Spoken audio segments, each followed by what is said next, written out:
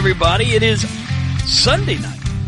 Beyond Ringside Radio Network. We are live on Corner to Corner Wrestling Radio. The triple threat, of course, is in the house. Good to see everybody. It's Stan Grubb here with Rob Hefner. Rob, what's going on? Holla, holla, what's happening from this part of the world? And, of course, Brian Taylor. How are you, sir? Doing well. And we are joined, as always, by the Magic City Motormouth, Fast Eddie Lane. What's up, Eddie? It's been a good weekend, even though Superman won the Auto Club 400 earlier today in California. Batman finished 11th. Whoop, whoop. Get used to it, Batsy. You had to start staying off. Yeah, that's how it's going to be.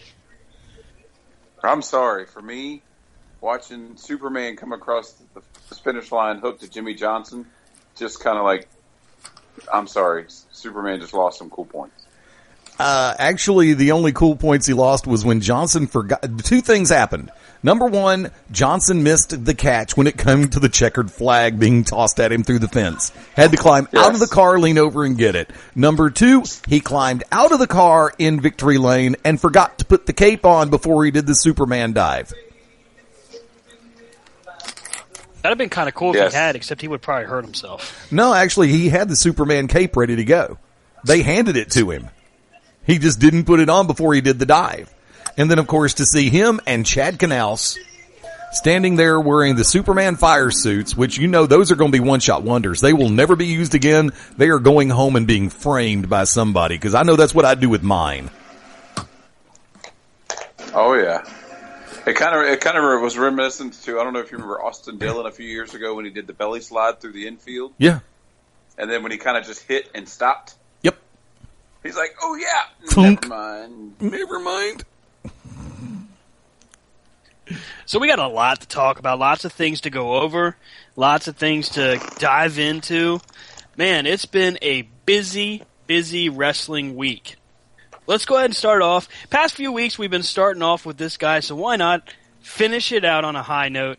The Hulkster, Hulkamania, running wild, winning his lawsuit against Gawker. And if I remember the number correctly, $115 million in just the decision alone, the judgment alone. We don't even know what the punitive damages will look like. This is a great victory for Hogan. Are we allowed to talk now, Stan? Yes. Okay. I didn't know my place. I didn't want to overstep my bounds. Yeah, and for those that are listening, apparently I have made the guys feel as if they're not allowed to speak. Let's all make sure that they've got an open forum to speak and talk to us and tell us what's up. No. Let my people go. Let my people go. We can't be silenced. No, I was just saying earlier on the pre-show that we had, like I had seen on the news this morning, that they did an interview with the founder of Gawker, and he said that this was filmed before they had the lawsuit verdict. But he said that if any case to go to court, he was glad this one did, because he knew that they did nothing wrong. But then he did say, kind of foreshadowing it, that if he did lose, that he would win on appeal. So obviously it's going to be a long time till Hogan sees that $115 million, more than what he asked for, actually. Well, I just hope Hogan can sleep at night now that he knows that his schlong is worth $115 million. I'm sure he'll be laying on a bed of money. And that's just not right. Bed of Benjamins. That's right. Actually, I think that almost takes care of his tanning bed bill. That might pay the rent on Hogan's Beach Shop for a couple months. Or his ex. Oh, what kind of chunk of change do you think she's going to see from them? Because I imagine in their divorce, she gets a percentage. What do you think? She's getting 50%? I don't know. I think it was one of those. He paid her a lump sum and she's out. Yeah. For his sake, I hope so. How much do you think he's going to get Bubba and Heather? I don't think he's got much of a working relationship with Bubba anymore. Now, he might pay Heather. Well, she was the co-star. Yeah. What do co-stars get these days? I don't know. A lot of good co-stars get it on the back end.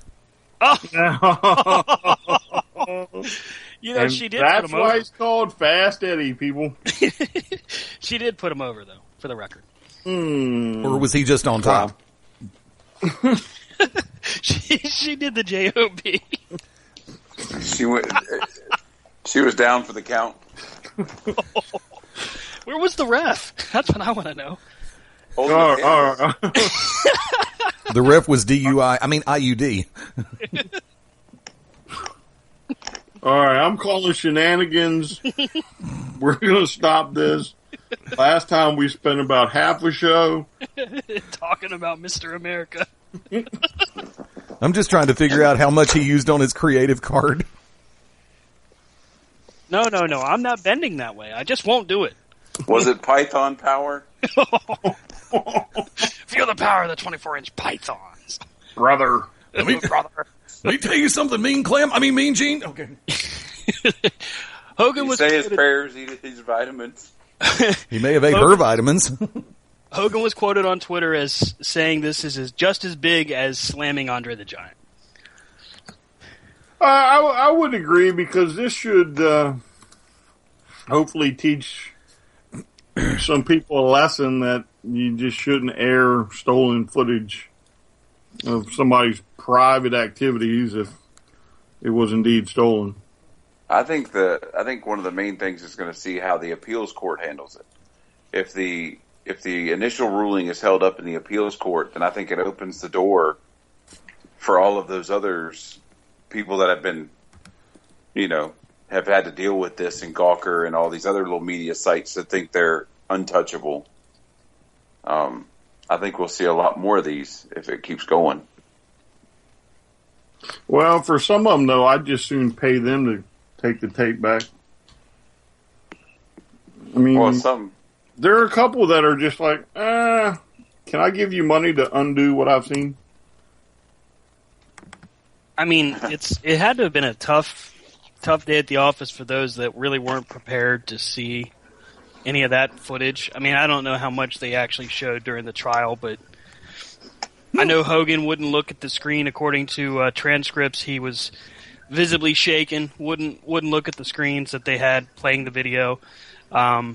Heather Clem or Heather Cole, I think her last name is now, wouldn't look at Bubba at all. Wouldn't make eye contact with Hogan. Clearly, an uncomfortable situation for all parties. Yeah, it's probably pretty rough. I mean, to me, that's a clear violation, and it just shouldn't have happened. Agreed. And pay for it. And with that being the case, as Brian put up, let's go ahead and move on. I think we've given that lawsuit as much possible coverage as we can. I think we've been fair and honest about it and had some fun. But moving One more question. Oh, go right ahead. Question. How long do you think it'll be until it's on the network? Oh, Is that the adults only section? wow. Well, I just want to know if Stan can do us a review on a dark and stormy night. It's not been that cold of a spring. Are you sure? Pretty sure. How's righty? What? How's righty? Just as good as lefty. But the problem with that is which parties of that would he be looking at? Oh, now see, why we always got to take it there, man? Because you're a Hogan fan, you know it. I mean, I think we all had a Hulk. Well, no, Brian has never been a Hulkamaniac. Let's be fair. Correct. Brian was never a Hulkamaniac. Myself and Rob were Hogan fans at one point or another. But Yeah. I think over time we got tired of seeing what he did from a wrestling perspective, just what he did in the ring as far as creative control. It got boring. It got old. And we got tired of seeing it. Yep. So. Okay. No more Hogan. Exactly. Next up in the news, a big news event for TNA. Lots of news coming out of TNA, as a matter of fact. Congratulations from Corner to Corner and the Beyond Ringside Radio Network. to one Drew Galloway. And spoiler alert, folks, if you haven't been on Twitter or any other type of social media, it was already spoiled by those in the know over at TNA. Dixie Carter, for one, Josh Matthews, and so on and so on. Drew Galloway, winning the TNA World Championship for Matt Hardy. Yes, that's pretty big, I think. Big step forward for him. Yeah, because it's definitely a different direction, I think. So maybe they can finally get it together a little bit and put out some quality stuff. I think we'd all agree that Drew McIntyre was underutilized in WWE. I mean, I think finally we have somebody that can hold the title and actually perform to the caliber that the title needs to be held at. But at the same time, it does carry into that old familiar song where TNA goes on back to a former WWE talent as their main guy. Wasn't Matt Hardy? Yep. I mean, TNA doesn't have any homegrown talent. Well, except Bobby Roode, and he's, they still have some talent that was there at the start, but I think their mistake is when they were doing that. What was it called? Where they would bring in outside guys and give them a chance to wrestle on TV, and then they would pick pick somebody. Crap, I can't remember what it was. I think Joey Ryan was in it, and some of these other guys. When Aces of Eights, was it? No. This was like they would give them a shot. Ah. I can't remember what it was called. This was a number of years ago, but they'd bring in the gut check. Yeah, there you go. That's what it was. I mean, I thought they kind of missed the boat on that. They should have been keeping some of these guys that weren't in the company on a regular basis and giving them more of a shot. Well, I think what we've seen with TNA is they're willing to try something new. They're willing to put it out there and see how it works. I like the fact that they were willing to take a chance with Jeff Hardy when no one else would. I like the fact that they were able to focus on their X division for a long amount of time. It's unfortunate the X division doesn't get quite as much attention as it used to. It's still a pretty main player for their company, but when you look at the main event scene, I really enjoyed the Aces and Eights storyline. I liked what they did with that, but it was apparent that it could only last for but so long. I mean, to me, the X division, they let it go much like WCW did when they were pushing the cruiserweights. They had some good talent that they let slip through their fingers, and now the X division is nothing like it used to be. Deadpool, you're so dead. Joining us in the back. Sniper shot. Wow. Joining us in the background this evening is Mrs. Rob. Say hi, Mrs. Rob. Say hi to the people, Mrs. Rob. It's official, Deadpool is dead. I don't know if you heard. I don't want to put a spoiler out there, but apparently Deadpool is dead. Oh, Can't we say the same thing about Drake yet? If there's any justice in this world. Drake would All right. I believe also that the female title changes hands, and it's a spoiler if you haven't seen it. I think it was Jade that wins the title and against Gail Kim and Madison Rain. So that's pretty good. One of the Dollhouse, whatever they're going by now, actually finally manages to get the title. Yeah, we're happy to see Mia Yim get a shot there. I think that's good stuff. Mm-hmm. So congrats to her. Tag team championship saw a change as well, but it's interesting now. We won't necessarily go through the spoilers on that, but we will point out that TNA... Why not? Because TNA is going to be lighter two talents. Turned in their notice, granted their release, Bobby Roode and Eric Young. Huge losses. Big losses. Big losses. Two TNA originals, former world champions. Bobby Roode, one of their crowning achievements, in my opinion, was turning him heel and having that singles run, even though some of his matches were annoying. But I'm the kind of guy that likes to see a good guy at least have a fighting chance. Brian's more of a fan of the villain, wouldn't you say, Brian? I've always been a fan of the villain, thanks to the likes of Ric Flair and Ivan Koloff. And there you go. So, I mean, when we look at it, this is a big loss for TNA because you can't replace a guy like Bobby Roode, and certainly not Eric Young.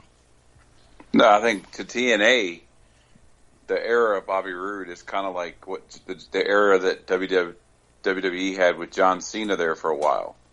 You know, when they didn't have any talent to put the title on, who'd they put it on? They put it on Bobby Roode. They took it off of Bobby Roode. They put it back on Bobby Roode. And I think if they go where we think they're going, it's going to solidify my idea that NXT is going to be its own brand and its own. It's not going to be a feeder system for the WWE. That's what I'm feeling. But anyway.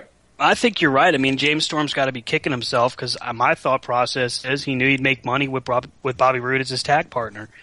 Goes over, and now Roode's going to take his leave. And I imagine it's only a matter of time before we see both Eric Young and Bobby Roode in WWE. Yeah, I mean, I don't know what the weight limit's going to be on the cruiserweight tournament or whatever it's called. But to me, if Eric Young, he's probably a little over 205. But if he was somewhere close to the weight limit, I'd put him in it. Pretty quick. There was a time where I think Eric Young was well within that. He's gotten bigger through the years. He might be able to slim down some. Yeah, again, I don't know how much he would need, but I mean, if it was me, Eric Young and Bobby Roode would both be on a plane right now to Connecticut, and I would put Eric Young in next, and I'd put Bobby Roode on the main roster. If there's a guy that's primed and ready for the main roster, I'd say I was almost going to say AJ Styles. There would be Bobby Roode because there's a guy much like AJ Styles that has been around long enough and understands the industry well enough to where I think he'd be able to keep pace. Well, now that Roode is left, though, you have to wonder if James Storm is now kicking himself in the arse for not staying on Next, coming back and then reforming Beer Money, and just a couple weeks later, it all disappears for him. If I'm James Storm, I'm definitely disappointed. Rob, what are your thoughts? No, I think James Storm is at WWE as soon as he can get out of his contract. I mean, I think with Bobby Roode leaving, to me, Bobby Roode and Eric Young were two of the mainstays that were going to keep TNA afloat. And with losing those two people, it would be like two of your main guys. It would be like I said, it'd kind of be like your John Cena or somebody at WWE just saying, you know what, peace, I'm out. And, you know, it's only a matter of time now. Dixie Carter's, I mean, it's over. I think so too. I mean, much like when ECW started seeing a lot of their main talent, Raven, Sandman, Taz, Saturn, all of these main guys that were there, and they jumped ship to WCW. They had to actually find a way to keep going, and they ultimately did with Steve Corino and Amish Roadkill and some of the other guys that we don't necessarily know a whole lot about, but we do know that they were stars there. Of course, Rhino is another example. Mike Awesome was a big loss for ECW back at that point.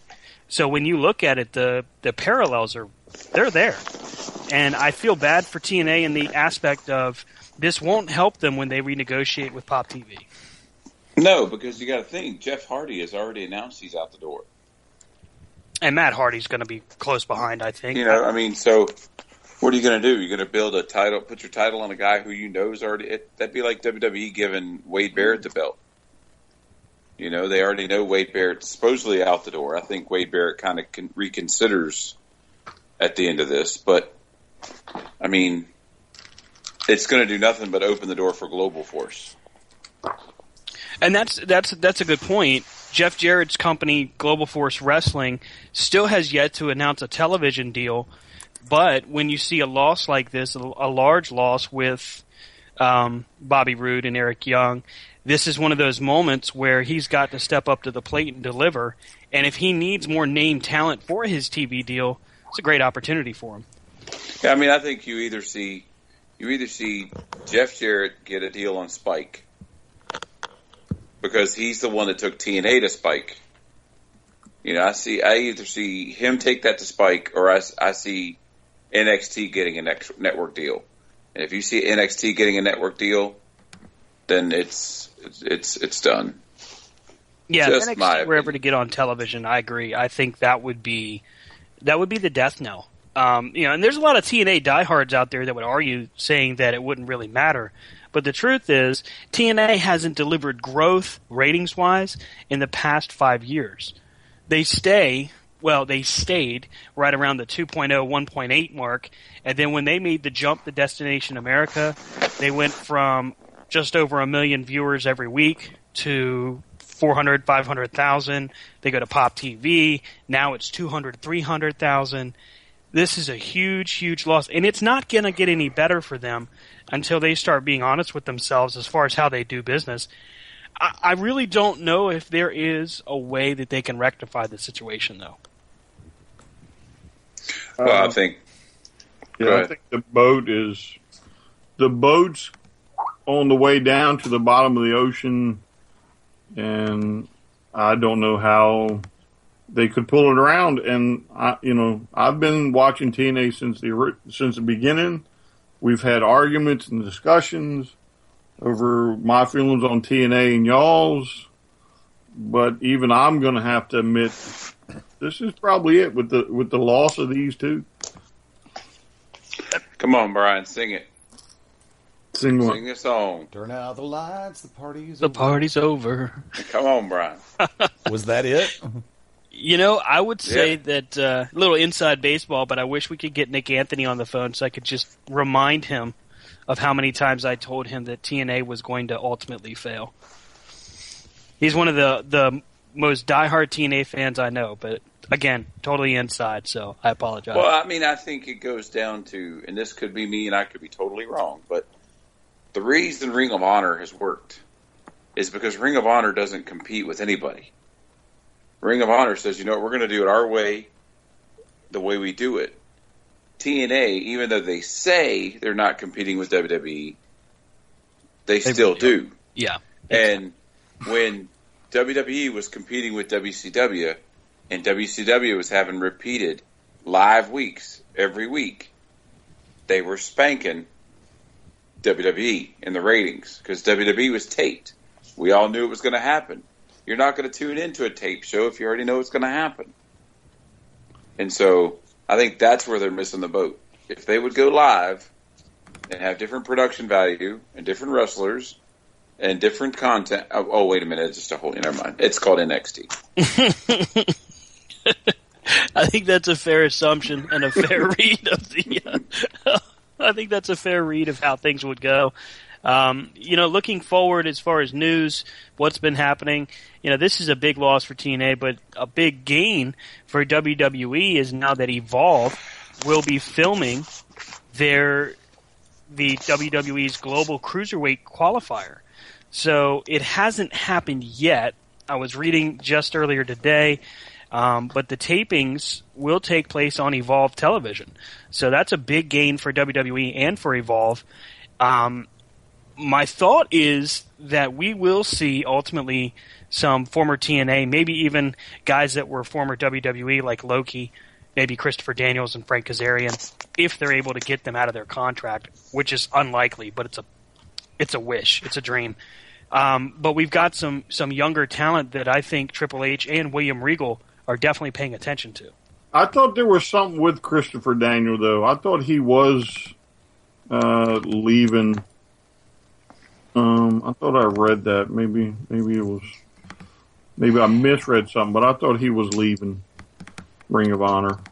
Last comment that Daniels gave on his status, I suppose, was that he was in an exclusive contract with Ring of Honor. So unless that has expired recently, I'm still of the impression that he's not going to be going anytime soon. Yeah, I mean, because again, the group with him, Kazarian and Saban, I thought I read that one of them was on the way out or something. Well, you notice, pardon me for cutting in, but you know that they just, on this week's episode of Ring of Honor Television, they had a team-to-team showdown between the Addiction, Kazarian and Daniels, and the Motor City Machine Guns, Shelley and Saban back together again. Man, that'd be so cool on NXT. It'd be just as cool in Ring of Honor. What the hell are you smoking? No, it's definitely cool on Ring of Honor. I'm not putting it down at all. All I'm saying is I would love to see them with American Alpha or the Revival, just as two examples. I mean, I think their matches would be great. I've always been a fan of the Motor City Machine Guns. Actually, I can remember when Saban and Kazarian were in a feud for the nickname of the Future, way back when TNA was doing weekly pay-per-views. Mm-hmm. So, I mean, and that was what made me a fan of both guys, because they were phenomenal workers even back then. I'll agree with that. I do like the Motor City Machine Guns. However, I will have to admit that for me that was kind of a spoiler because I hadn't watched last week's episode yet. Okay, we're even. So apparently earlier in the evening, and I apologize, Eddie. I saw the production chat, but I didn't get an opportunity to hear it. Apparently, Eddie was very vocal earlier this evening, guys, about actively avoiding spoilers, and I know that he generally does, but because of the newsworthiness, so to speak, of the exits and the changes, I certainly felt it was worth the effort to put it out there for us tonight. Sorry, Eddie. And see, my thing about the TNA spoilers is I would have to wait till the end of April to let the world know what happened, and by then my old brain would have forgotten and moved on to something else. And Brian would have come on our show going, "Oh my God, guys, guess what happened?" Oh my God, I knew this 6 weeks ago, but I forgot. Oh.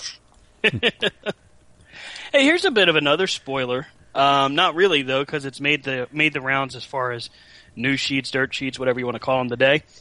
Stan Hansen confirmed for the Hall of Fame. He should be announced this coming Monday night. Yeah, it's about time. The tiny wanger is going to the Hall of Fame. I can't think of a more Dookie. I keep telling you that was Hogan. Why you keep doing it? Why, Rob? Because it's a good line. It is probably the best line of that stupid movie. Not as mad as the Ultimate Warrior died, don't you? You know what? In honor of Stan, we should try and hashtag I smell Dookie and see if we can get it trending worldwide. Our segment for this week, hashtagging with Corner to Corner. This week's hashtag is I smell Dookie. I can't believe I just said that. Or you can make it hashtag TNA smells Dookie. No. I'm picking on the less fortunate.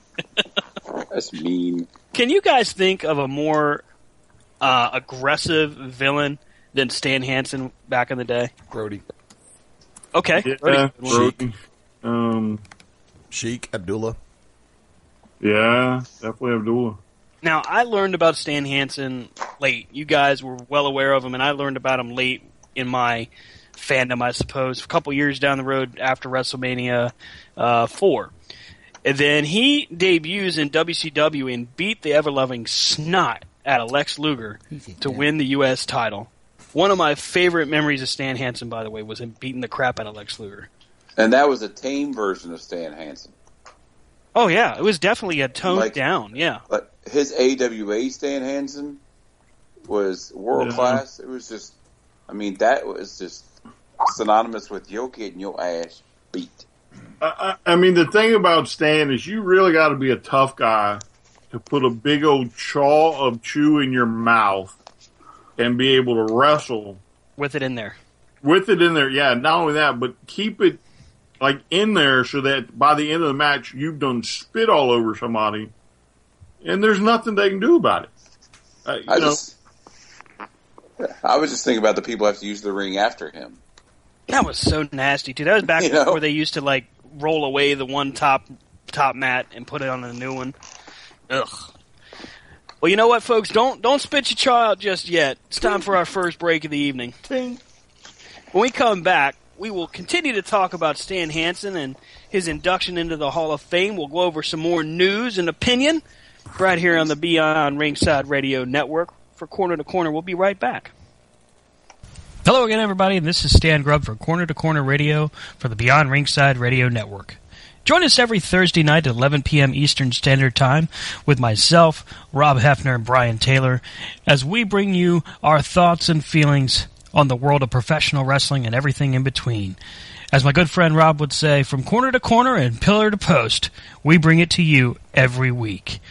We look forward to seeing you. Thanks again for listening to the Beyond Ringside Radio Network.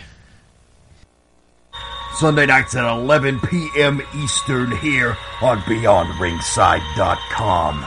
Join us for the Midnight Black Mass. Myself, the Reverend Dan Wilson, brings you the dark gospel of professional wrestling, uncensored, unedited, uncut, and not for the faint of heart. You can find out more about us at youtube.com/pottyhumor or subscribe at Potty Humor on iTunes and Stitcher today. The To Be Determined Show live Wednesday nights, 9 Central Standard Time. Join myself, the Oracle of Ominous, the Wicked Nemesis, the Grand Design, Clyde Braddock, and the Magic City Monroe, Fast Eddie Lane, as we take you to the edge of uncensored. Yes, we go uncensored, so make sure you have your earmuffs. Ask your parents, for those of you that are a little young, maybe under 18, but make sure if you have any heart conditions or any mental defects, please listen, because they may take effect right here, live, every Wednesday night, 9 Central Standard Time. Beyond Ringside Radio Network, BeyondRingside.com. Howdy, friends. This is the Magic City Motormouth, Fast Eddie Lane, with your invitation to join yours truly, along with Mark Mabo Bowman and the Oracle of Ominous, the Wicked Nemesis, every Sunday night, 6:30 p.m. Eastern, 3:30 p.m. Pacific, for Beyond Ringside Live. Wrestling, mixed martial arts, sports talk, and a whole lot more. Keep your eyes open on BeyondRingside.com for all of the upcoming show information, and of course, catch us on social media as well. Until then, we'll see you this Sunday, 6:30 Eastern, for Beyond Ringside Live on the Beyond Ringside Radio Network.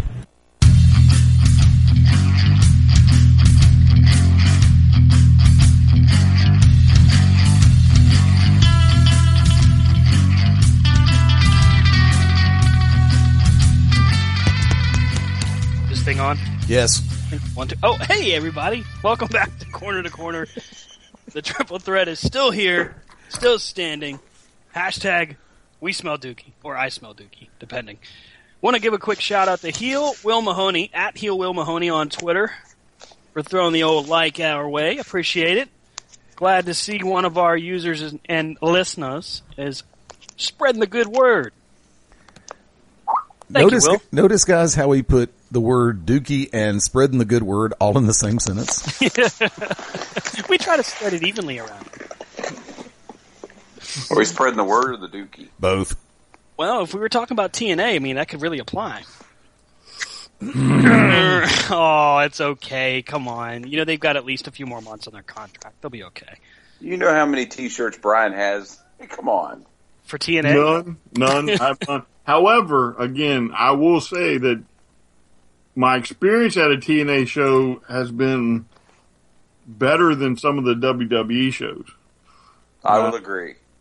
I've met Kurt Angle, Bobby Roode, some of the shows in Charlottesville we've seen. Who was it? Booker T versus Sanjay Dutt. I think it was a tag team match that was very entertaining. Now, that didn't happen to be the same show that a certain person stood us up at, was it? I don't know what you're talking about. It was. If I remember correctly, I was laid up with a concussion and vertigo. If we're going to put it all out there. No.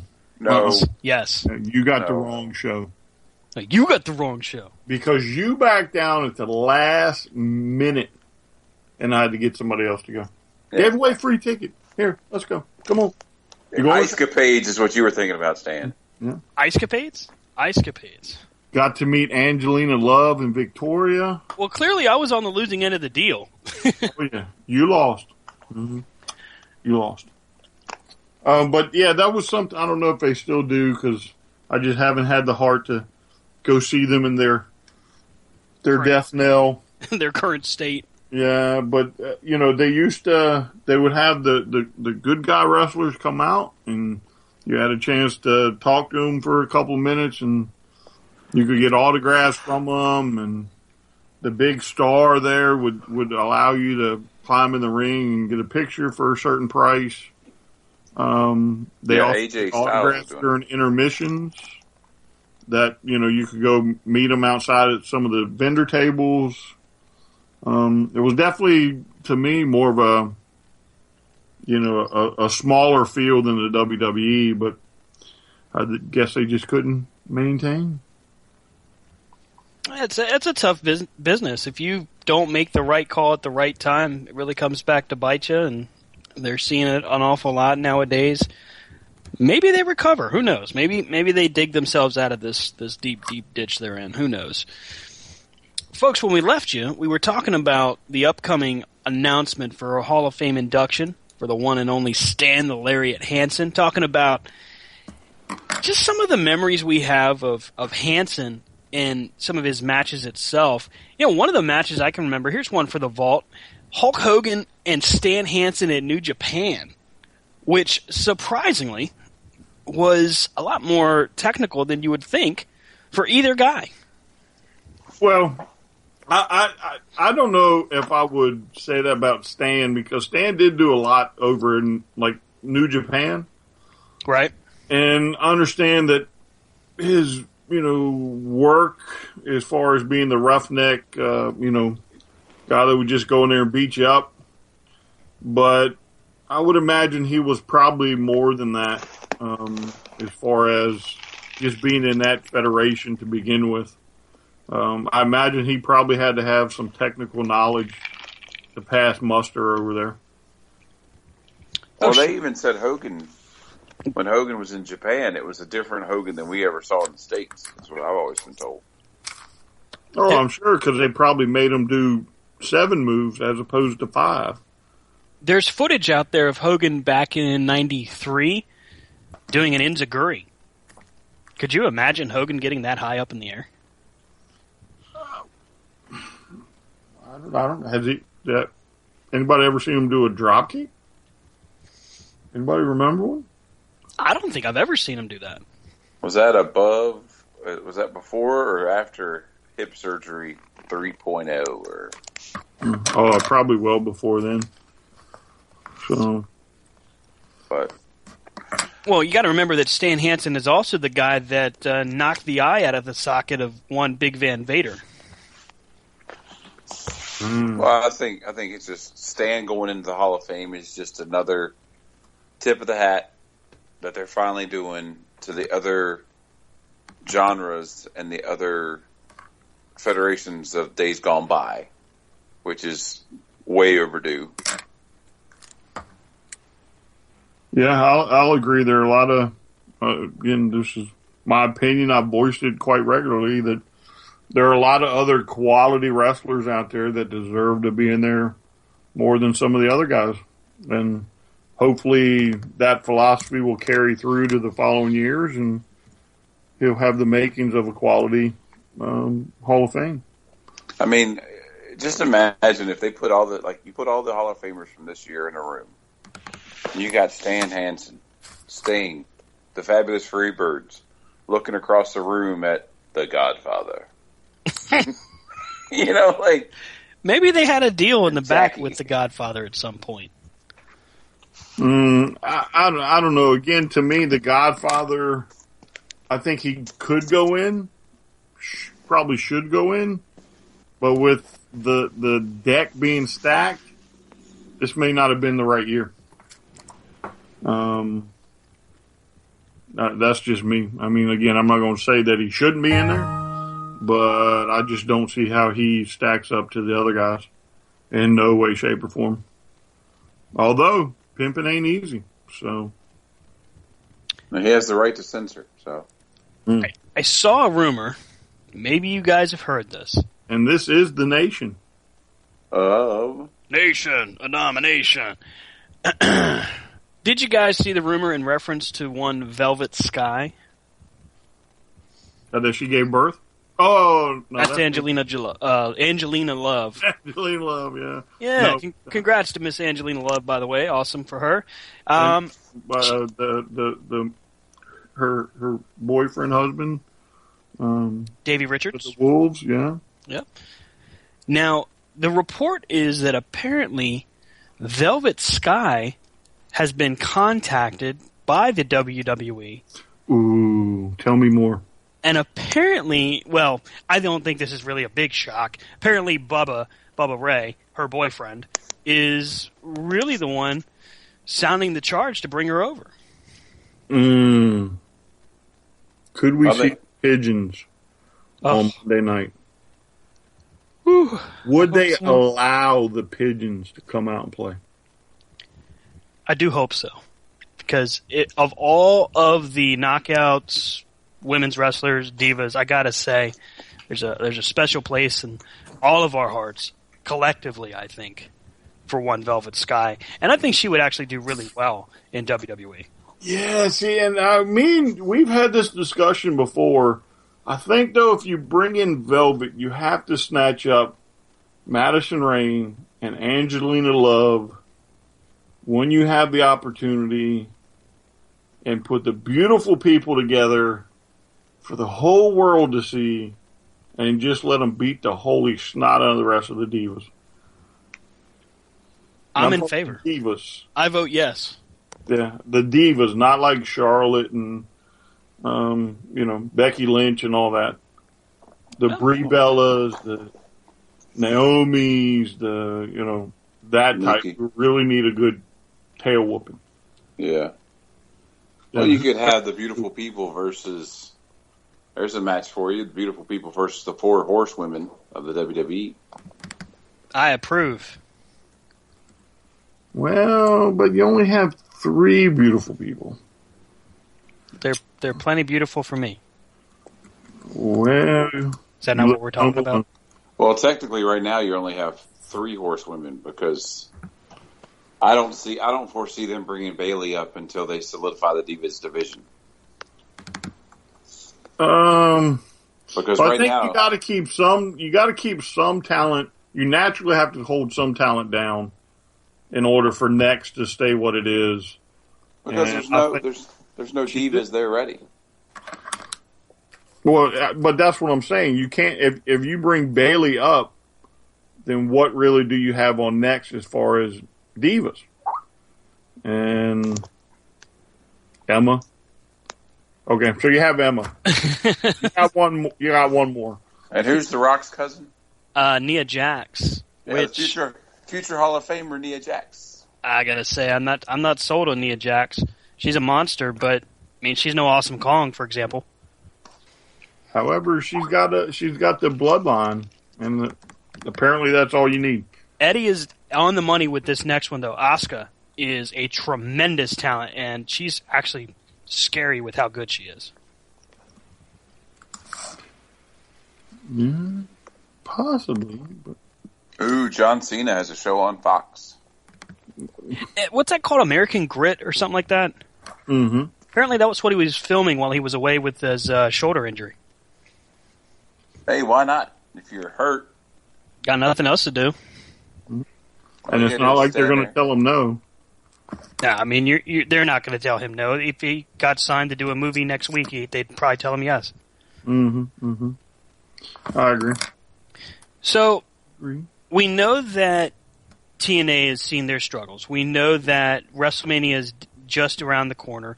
We know we've got all of these different things happening in the wrestling world.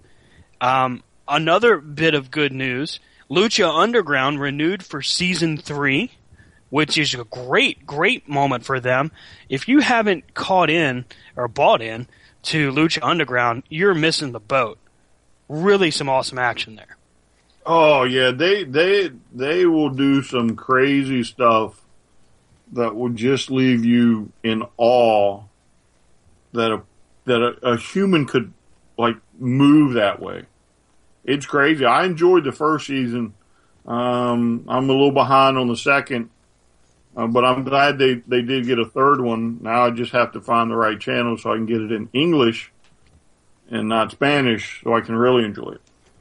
Well, the commentary on El Rey through Comcast, most of their providers, is in English. Now, the network itself, a good majority of it is in Spanish. But from what I've seen, the commentary was in English. Not the one I'm recording off of DirecTV. Dang. It is in Spanish, and a lot of times you just got to turn down the volume and just watch it and enjoy it. That's a bummer because Matt Stryker and Vampiro are excellent on commentary. Mm-hmm. Again, maybe I got the wrong time slot or what, but you know, it is enjoyable at least to watch it in Spanish, to listen to the way they communicate and get excited a whole lot more than some of these, you know, American announcers. But the stuff they do, I don't know how they survive some of that stuff. It's good to see a competitor like John Morrison finally find a place that he's comfortable and also able to shine on his own right. Mm-hmm. And the other thing I find interesting too is they have no problem with women wrestlers wrestling men wrestlers, and then also the women wrestlers winning the matches. And it's, you know, they enjoy it for the action as opposed, and nobody gets all butthurt over it. So, well, I mean, look at Eva Lise. That's a great example of that. Mm-hmm. Yeah, I mean, I've seen a couple of them that the women will get the pinfall or the women will beat the men outright, and you know, nobody's getting butthurt over it. And I mean, he's writing stuff too fast for me to read. It's an ongoing discussion between Rob and Eddie there in the production chat. Rob, what's your thoughts on Lucha Underground? I think it's amazing, just some of the matches I've seen, especially that spot that I watched when I was at Brian's house that one day where, was it Morrison went from the top of the building on the one side of the ring into the ring? Oh, that was Angelico. Yeah, that's who it was. Literally, I mean, he's what, 20 some odd feet in the air and jumps off of that and lands halfway in the middle of the ring. Yeah, that man's got no fear. I don't know how he does it. I don't know how they continue to deliver in such a high caliber match. And Eddie, you'll appreciate this. Lucha Underground successfully every single episode avoids spoilers. Every single time. I don't see spoilers out there for it. So when I see Lucha, it's all new to me. It's all live. Mm-hmm. And the other thing too, I mean, the owner in season 1 or general manager, whatever. Oh, Dario Cueto, yeah. Yeah, I mean, even not being able to understand him, he was so over the top, and so it's just you know, my kind of villain, that it was really nice to see that happen. As far as opposed to seeing Triple H and Stephanie, you know, this guy was he is pure evil and exactly what you don't want in a boss. Makes the heel, the villain authority figure really stand out. Did you see him on the Super Bowl commercial? No, I don't remember the Super Bowl because to me that Super Bowl was one of the worst Super Bowls in a long time. It hurt my heart, I'll tell you that. Yeah. Can I jump in for a second? Sure. Dario Cueto, I have said this from season 1, episode 1, has played the perfect antagonist authority figure. He makes Eric Bischoff in the NWO and Mr. McMahon from the corporation and the corporate ministry seem like small change. And yes, I said that. Due to the simple fact that Cueto, depending on the storyline that is currently running, if he is working with other antagonists or protagonist characters on the show, knows his lines, his material for those individuals is absolutely incredible, because he knows when to turn from horns showing to chicken poop at the blink of an eye. Mm-hmm. And that is something that I've always said that an antagonist authority figure always needs to be able to do. Whereas Eric Bischoff would bow up and go, "You're not going to mess with me or I'll fire you." Dario Cueto knows how to go, "Now hold on, we can talk about this." Eddie Lane with his Latin accent. There you go. It's one of many that I don't profess to have. I remember last year when they were putting together who had the talismans or the medallions for the Gift of the Gods ladder match to determine who would get the Gift of the Gods belt. And you had everybody else who had been in matches, and then all of a sudden Big Zeke comes into the office. But Cueto starts talking about a match for the medallion, and Zeke just goes, "Well, I think I'll just take this right here." And Cueto just goes, "Well, that could have worked too." I mean, I just thought that was ultimately hilarious the way he did that. And like I said, I hate the fact that I haven't seen him that much this season, but the fact of the matter stands for me, he is one of the best characters on wrestling and sports entertainment television, period. Well, the other thing that strikes me about Lucha Underground is there's like a supernatural element to it that it really puts it in the soap opera category for me. However, the action and the acting is really good that you move past that stuff and you watch it, and again, you're in awe. Some of the stuff that they'll do that American federations won't do, can't do, haven't even thought of doing yet. And, you gotta, Lucha, I think, there was speculation they may not come back after the first season. But yet, they managed to get season 2 and season 3. So, they're definitely on the right path.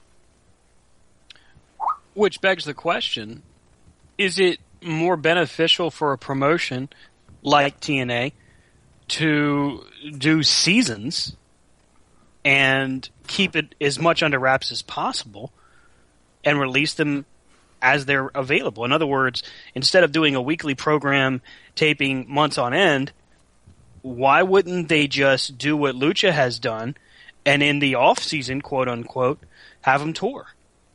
To me, though, Lucha is almost like an ECW.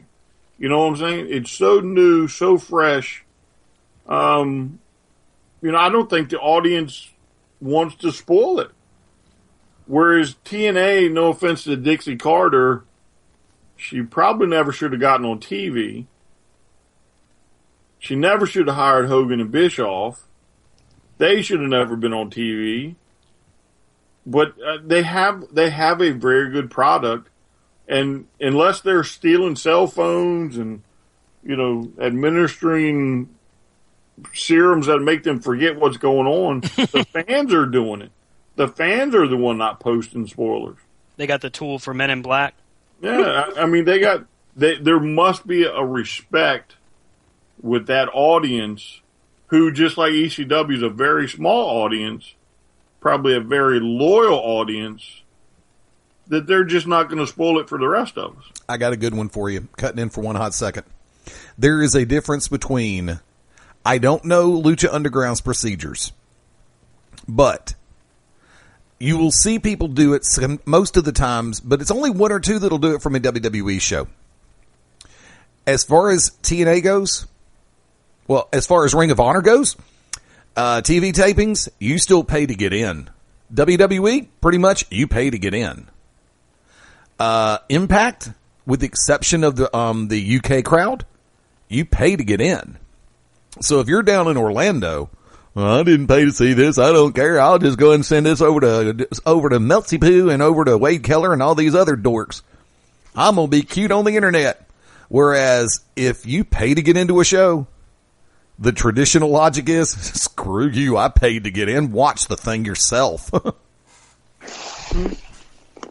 I think that's valid. I mean, I think there's a lot of importance to being able to have the respect for the promotion that you're viewing and give them the opportunity to present it on their program. I really do. And Brian's got a good point there as well. With the amount of respect that the audience shows, as well as you, Eddie, with the amount of respect the audience shows to Lucha, it does speak volumes for the amount of disrespect or disdain that they have for TNA. We're coming up on the top of the hour here. As we go into our second break of the evening, come back from that, we're going to be talking about the injury bug that continues to hit WWE in the road to WrestleMania and how it's impacting them. Maybe some of the positives that we've seen out of this, especially this past Monday night.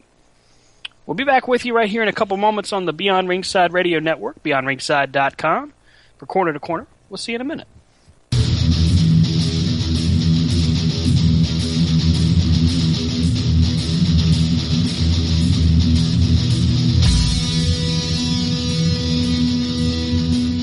This just in, we are back from our break. That's right, we're back here on Beyond Ringside Radio Network for Corner to Corner. Glad to have everybody on board tonight. It's been an interesting week and an entertaining night. Hashtag I smell Dookie. Yes, we haven't gotten canceled yet. So, you lose. I'm curious. Whoa, hey there. That's not nice. What? Somebody just said we lose. Good day, sir. Hey, we win at life, damn it.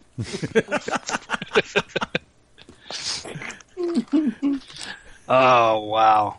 So, guys, congratulations to Bray Wyatt for making his return. But did you guys even know that he was injured? No, but I guess that explains Roadblock for that little debacle that was Brock Lesnar versus the Wyatt family that didn't really do much of nothing.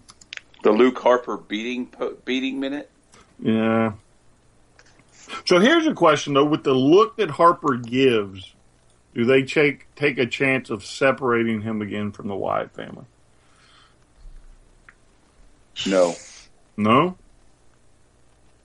I say at this point, you keep him with the Wyatts. You build him up. And they were better. They were stronger together. I mean, when they had them going for the tag titles and Bray Wyatt losing every main event at a pay-per-view for the last couple months, Poor Bray.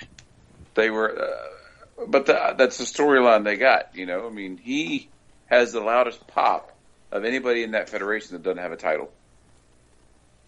He gets more pop than your main event at WrestleMania will. I guarantee you. I agree with you there. The WrestleMania main event of Triple H and Roman Reigns, it's going to be interesting to hear the crowd reaction at WrestleMania. But Bray Wyatt, if he's in attendance, if he's in action at WrestleMania, the reaction is going to be huge for him. All right, Stan. So I told you the other day, I think Rob mentioned that he had seen it. Did you get a chance to see Bray's Something Wicked This Way Comes promo? No, but I did want you guys to talk about that because I want to be brought up to speed. All right, so basically it's just Bray that I remember is just Bray. The screen's a little bit darker, and basically he's letting the entire wrestling world know that there's something big on the horizon. He uses the line "Something wicked this way comes." And he pretty much makes the announcement to the entire world that you better run for your life. And it was a very, very good promo. One of the better ones I've seen so far this year. So I'm interested to see what happens with that. I agree. I mean, it was a promo very reminiscent of the old when they would do a promo to build up a wrestler coming, they would do those vignettes, and then you're like, oh, who is this? Who is this? And then, so it's only a matter of time that they've got to stop slamming Bray Wyatt and push him. I mean, the only way they're going to get the main event to have any more pop at WrestleMania is if they accidentally play Bray's music before Roman's. Wow, that would suck for old Roman. I mean, that's something that could happen to him. They've done everything else to the guy. Why not play someone else's entrance music? See, I mean, how would that would suck? I would even feel bad for Roman. Maybe that's what they do. Maybe they play Bray's music so the entire world finally gets in Roman's corner. And when he cries in the corner because it's not his music. Because I'd have been like, "Oh, that is so messed up." Screw you guys. Yeah. I mean, up the stairs with the fans, like, I'm ready, here we go. And as he goes to pull the curtain back, the lights go out, the fireflies come out, and there's Bray. It would crush the kid would be crushed. I would be crushed. I don't know if you guys have heard the latest, but apparently Roman Reigns will no longer be entering through the crowd.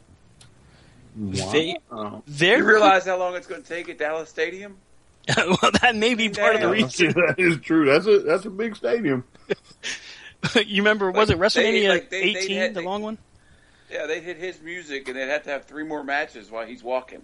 Well, look at the Silver Dome when they had to come out on the one in Pontiac where they had to come out in the little carts. Yep. Yeah. Right. Mm-hmm. Where the Warrior refused to do it and got to the ring and it was already blown up. Yep. Blowed up quick. Gassed. See, I've always wanted to be the sound guy for the WWE. Because, you're sitting there, Vince isn't there. How cool would it be to hit, like, somebody's ring music that, the fans want to see, but they're not there. Like go into a break and all of a sudden hit CM Punk's, "Hey, Jerry, nice!" Yeah, you probably wouldn't be sound guy for long. Yeah, you'd be fired, but let me just tell you, Dallas Stadium would explode. Yeah. Punk's theme hits, even as a mistake, that place would go just nuts. But it's like we used to say that Hogan's old theme, if that hit one day, everybody would go nuts. Now it's just like, oh, poor guy.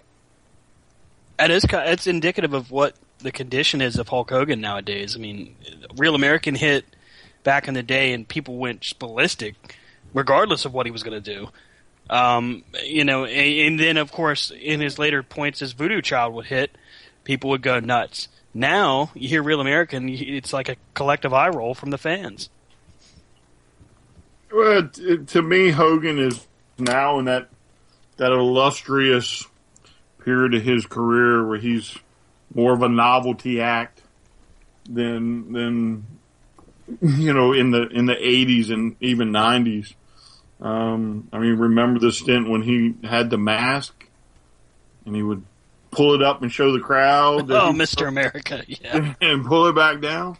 Yeah, I kind of think that helped him get into that novelty act type situation. So I'm not saying he's not still popular and over, but to me, he can go on the shelf now. Yeah, I think, for every guy, they have their moment where they kind of reach as far as they're ever going to go. And unfortunately, they head down that spiral, back down the mountain, so to speak. And I think you're right. I think Hogan's hit that point. A guy that for a while I thought was headed towards the twilight of his career has seen a recent rejuvenation, and that's one Chris Jericho. The other injury that we've seen recently was to Neville during Monday Night Raw, where he apparently broke his ankle and his shin. There's some are stating it's just a really bad sprain, but he's slated to be out for 3 to 4 months. Huge loss with that. But give credit where it's due to Chris Jericho for calling it on the fly and recovering some of that heel heat that he desperately needs in his match against AJ Styles. Yeah, to me, I guess he was destined to lose anyway. But to pull the ending off almost without like a second thought, and then to go into the instance that you're going to get AJ to come out of the crowd, I thought that was really good, and it was very seamless, and you can tell he's a veteran in order to pull it off. His interaction with Charles Robinson was tremendous. And if you can catch the audio, it's still up on YouTube. The interaction between him and Charles Robinson was completely off script, and apparently Robinson was pissed. Basically Neville goes down, he goes for a cover, kicks out. Robinson trying to stop the match, thinking the injury has happened, so he's just calling it. Jericho pushes him, and I mean just a violent shove backwards. Robinson responds in kind, don't effing touch me, blah, blah, blah, just screaming at him. And then you hear Jericho saying, ring the bell, disqualify me, make me look like a bastard.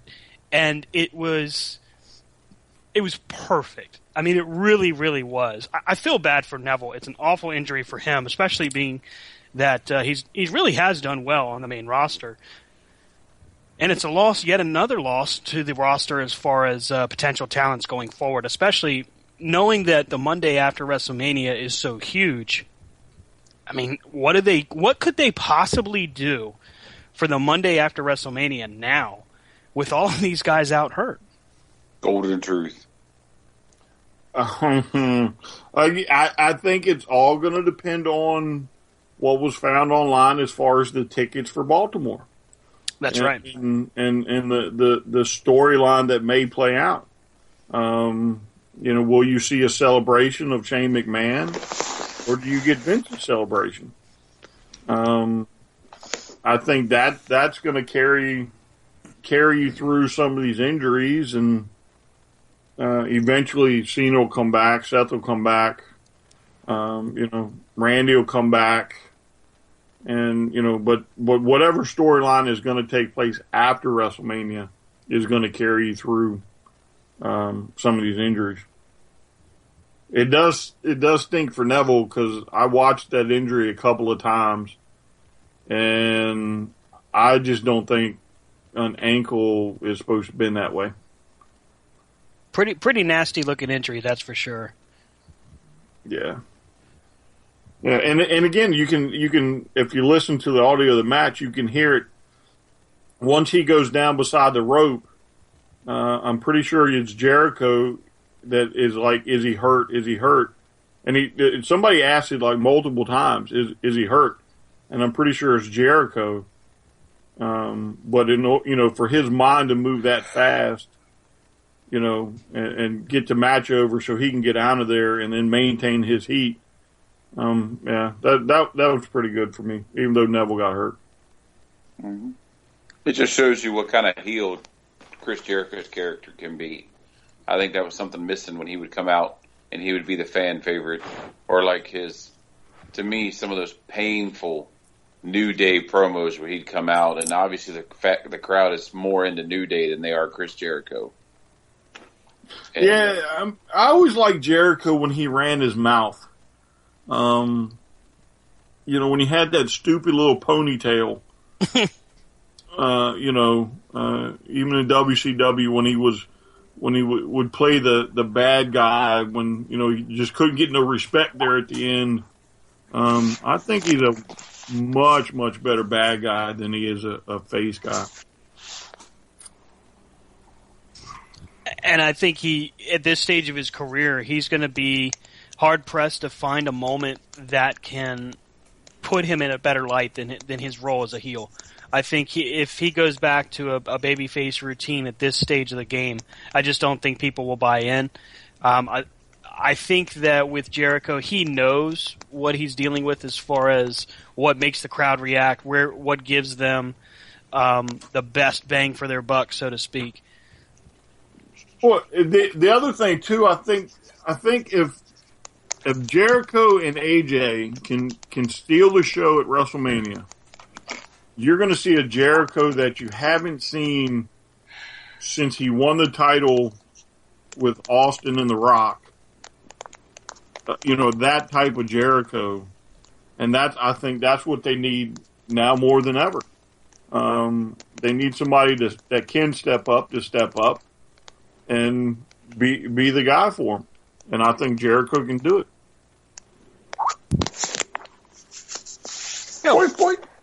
Monday night was a good show for Raw. I think they had a good outing. They're getting closer to WrestleMania. Shane McMahon, you could see the nerves setting in, standing face to face with The Undertaker. In his promo, just didn't. It could have been so much better. It definitely came off flat, in my opinion. But to me, it was definitely a case of Shane having a lot of jitters. Well, I think he does. Doesn't he apologize or address the universe like the next day or something? I read. He did. He went on Twitter basically explaining that the dead man is even more terrifying in person, which, in salute of kayfabe, I think he did a good job on that. I think that it's hard for anybody, much less a guy like Shane McMahon who just hasn't been in the public eye for so long.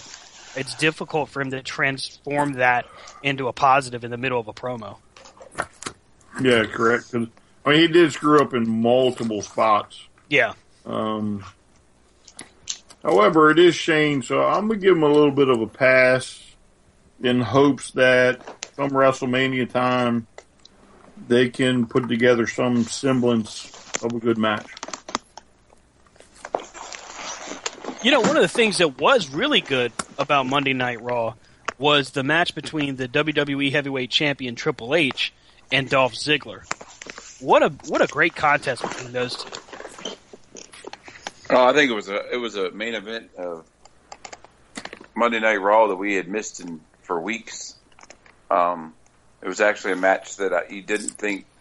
I mean, obviously, this close to Mania, as a fan, you know they're not going to drop the world title to Dolph Ziggler, but it showed that Dolph Ziggler is capable of going against the main event people of the because I think there's a lot of people out there that may have forgot that he is a 2-time world heavyweight champion because he has been squandered into the pit of push, shall we say, for so many years. But Monday was a good match, I thought.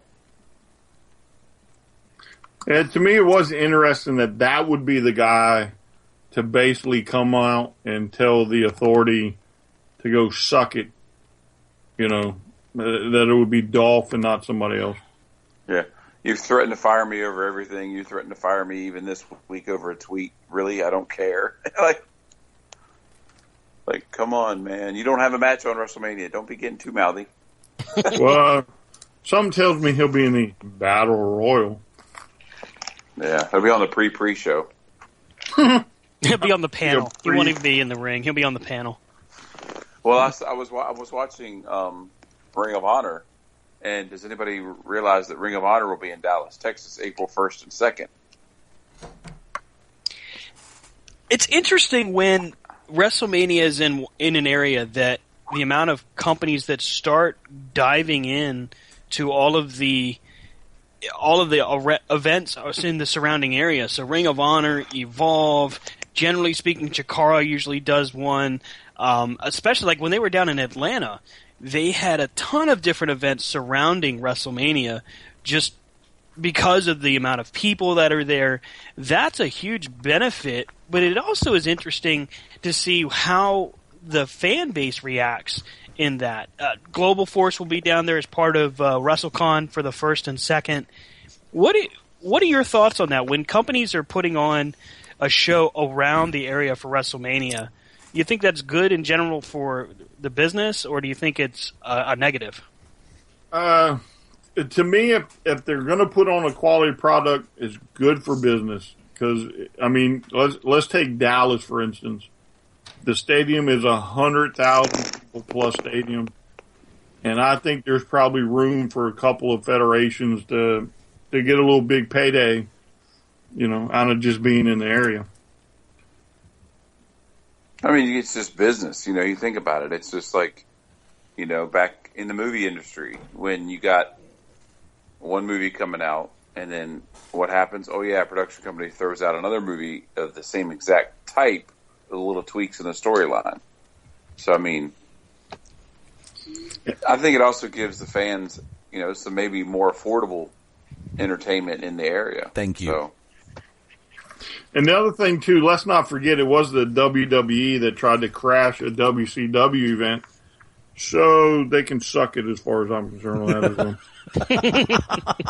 On the night when they knew Eric Bischoff wasn't even in the arena, supposedly. Somebody tipped them off to that, by the way. Now, if I could, please, what I'd like to go ahead and say is, because I remember last year when they were at Santa Clara and Vince had a deal cut with this, the community leaders, I believe it was, the city council, that no other pro wrestling companies may use any municipal or city-owned building inside the area where, in a parameter where the stadium was located. Cheesy move by Vince, but by the same token, it did not work. Now, I put in the production chat, variety is the spice of life. You have people who are going to Dallas, Texas to see a WWE product. True. But you don't know how many of those people are genuinely going to see WrestleMania. You have some people who are just going for fan access. You have some people who are going just for the Hall of Fame. And lo and behold, when you've got companies like Global Force, and yes, since they started putting on live events, they went from being a marketing and production company to a pro wrestling company. So I'm back off that horse now for a few months. You've got Ring of Honor that's going to be there. You've got Chikara. You've got so many organizations that are going to be holding live events down in that neighborhood, in that area. Now, this is something that I've got to say about Dallas as opposed to Santa Clara the year before. Dallas is a top 12, if my numbers are still correct, top 12 television market, top 20 radio market. That means you are going to have people all around. The case point scenario, I think Atlanta's still in the lower top 10 at 6.5 million people. Dallas has more than that because it's the Dallas-Fort Worth areas. If you don't have every event possible to get your name out on the biggest weekend, Vince knows, Triple H knows, Stephanie knows that every company in creation is trying to plan something, i.e. WrestleCon, for that weekend around the Dallas area. Vince is not going to approach the mayor of Dallas and say, well, since I'm coming to AT&T, I think it would be an ultimate gesture of professionalism if you disallowed any other pro wrestling or sports entertainment company from using a city-owned venue in this market. You know what he'll tell you? Love you, Vince. Suck it. I got a chance to sell out. Go ahead. No, go ahead. You got a chance to sell out the Municipal Auditorium. You got a chance to sell out how many different venues where, and I'm sorry, like I said, you've got people who won't be going to WrestleMania, whether Vince chooses to believe that or not. You've got people who are coming just for fan access. You got people who are coming just for the Hall of Fame. You got some people who don't give a rat's ass about Mania, but they like everything else that's going on around it. That's why some of these other shows are going to have hopefully, I pray to God, hopefully, blockbuster weekends. Well, to me, what would be funny, too, is if some of these federations decided to stick it to Vince on his biggest night and buy up tickets to WrestleMania and then plant the wrestlers in every camera angle conceivable and have them in like a Global Force t-shirt or Ring of Honor t-shirt just to be like, here, Vince, here's a little taste of your own medicine. Stop being an idiot. That would be funny. Could an outside promotion get away with jumping the rail at WrestleMania? No. Yeah, no. But I think you could probably plant the Briscoes in the stands with the sign or something. And it would take a little bit of time for somebody to recognize them. But I think they'd be recognized and, you know, you'd make a name for Ring of Honor. Kind of what they used to do. They used to do that stuff all the time. Yeah, that's also the ultimate weekend for every so-called website and podcast and radio station to try to get somebody to get in there with a cheap plug sign. Now, of course, I'm not above that. I've got a couple people in Texas I know. If I knew for a fact that they would carry a Beyond Ringside Radio Network sign, the BRRN or something, or ProWrestlingRadio.net sign in there, Heck yeah, I'd shoot him $20. I don't give a damn. Look, but if we can I'm pretty sure there were wrestlers that basically got suspended because they accidentally showed up on somebody else's camera because they were watching the show. Oh, yeah. Happened to the Highlanders that used to work for WWE. Yep. Yeah, but why not try and plant people on each side of the ring so that there's no camera angle he can film a show without catching one of them? Here's the trick, though. Here's the trick. Case point scenario. Brian, you're running a show Saturday night before Mania, April 2. Mm-hmm. I've got a show going on. And I'm Vince. If my Hall of Fame banquet is over and people are out and it's like, I know your show is going on, hey, Jericho, see if you can get in. Make some phone calls. See if you can just meander down by outside the rails, but down by the ringside area for just a second. See if they'll catch you on camera. Here's the flaw in that logic. If you are doing your show and you're taping for iPay-per-view, VOD, or DVD release, and my person is on the outside of the rail in the fans, there's nothing anybody could do about that. That's basically my show showing your show support. That's the way it would be interpreted. Oh my God, Jericho was down there. You know how much credibility that would give your show? And God help me if it was somebody else on the A-list, on the top tier. What if it was Cena?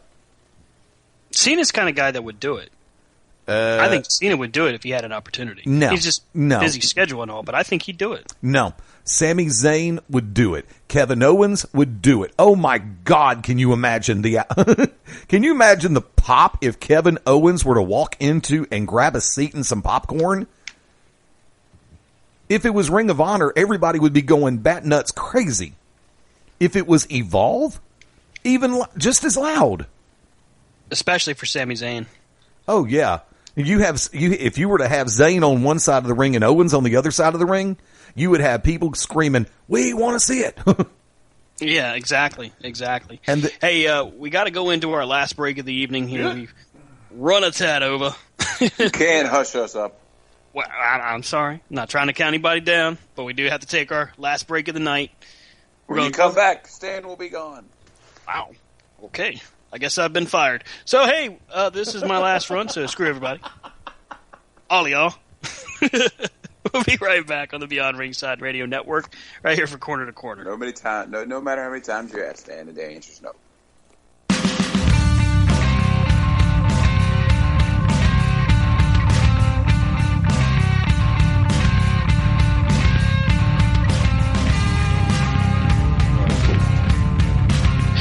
Welcome back to Corner. We're finally in the home stretch of the evening. We're glad to be here, glad to have you. And if you're just now tuning in, where in the hell have you been? No, really. Seriously. What are you doing? I don't know, Rihanna. Where have you been? She's working. Bye, Felicia. Oh, man. It's been a interesting week in professional wrestling, to say the least. When we left you, we were talking about some of the events in the surrounding area for WrestleMania weekend. WrestleCon, which is a big event. Ring of Honor's got a couple shows. Eddie, I know you've got the rundown. Why don't you go ahead and give it to us? Okay, here's a short version. WrestleCon 2016. Yeah, there you go. The Super Show itself, Saturday night, April 2, at the downtown Hyatt Regency Hotel. From there, already scheduled to appear Saturday night, April 2nd, bell time 8 p.m. Jeff Hardy, Matt Hardy, Rebby Sky, Pentagon Jr., Drago, Abyss, Trevor Lee, William Ospreay, Marty Spruill, Ricochet, Sammy Callahan, Jessica Havoc, Lance Storm, Joey Ryan, Colt Cabana, Chris Hero, Luke Hawx, Jeff Jarrett, Andrew Everett, Tessa Blanchard, A.R. Fox, Mike Bailey, Phoenix, Fireball, Aerostar, my favorite van, and a whole lot more. Matter of fact, and from what I understand, Kurt Angle is actually going to be making an appearance this year at WrestleCon. They're going to have shows on April 1, 2, and 3. Actually, let me double check my numbers on this one, because if I'm right, let me see, where are you? Right about here. WrestleCon will feature an expo area on both Friday from 10 a.m. to 5 p.m. and Saturday 10 a.m. to 5 p.m. Wrestlers and vendors from around the world give you an opportunity to take pictures, obtain autographs from all of your favorites that are going to be there. A 39,000 square foot indoor space with over 100 vendor tables. They're going to have Q&As with some of your favorite stars in pro wrestling. I mean, folks, let me tell you something. If you've never been to WrestleCon, for everybody who is going to be in Dallas that weekend, get a ticket and go. From what I understand, for the Saturday Live Super Show, reserve seats sold out. General admission tickets are still available. WrestleCon Friday, tickets are $40, 9 a.m. to 5 p.m. And they moved it up an hour for the opening. Instead of 10 to 5, it's 9 to 5 according to their schedule. The second day, $40, 9 a.m. to 5 p.m. for the convention. General admission for the Super Show, $40. And let me tell you something. It's going to be worth it. April 1st, you've got sessions, Q&As, and everything else with Scott and Steiner, Matt Stryker, Joey Ryan, Ricochet, Marty DeRosa, Road Warrior Animal, Colt Cabana's going to be doing his podcast from their what's it called, the Watercolors of Wrestling. The Queens of Combat present QOC 10, Saturday, April 2nd, Divas Roundtable, Stacy Carter, Terry Runnels, Deborah McMichael, Jackie Haas. I would pay to get into that. Gimmick Tree Entertainment presents Cowboy James Storm for a Q&A. Conan will be there. Here you go. Gimmick Tree Entertainment presents WCW, Russo, and Ferreira. Oh, boy. Sorry. Let's see. 2 p.m. on Saturday. Oklahoma! Lex Luger and Tully Blanchard on April 2nd for a Q&A. Lance Storm and Missy Hyatt will be there on Saturday the 2nd. Colt's going to do another Watercolors of Wrestling podcast. It's Art of Wrestling, I know. I just like having fun with Colt. Happy trees. Yeah, really. And unfortunately, for those who wanted to go to the Mania Moments brunch, those tickets are sold out. You'll be seated. You would have been seated with a wrestler at your table, chosen at random. But the following were scheduled to attend. That's about half, though. Animal, Lex Luger, Terry Runnels, Colt Cabana, Stacy Carter, Matt Stryker, Shane Helms, Missy Hyatt, Lance Storm, and Abyss. Oh my God. That's just incredible. If you've never been to WrestleCon, find a way to get there because it's going to be a lot of fun. Wow.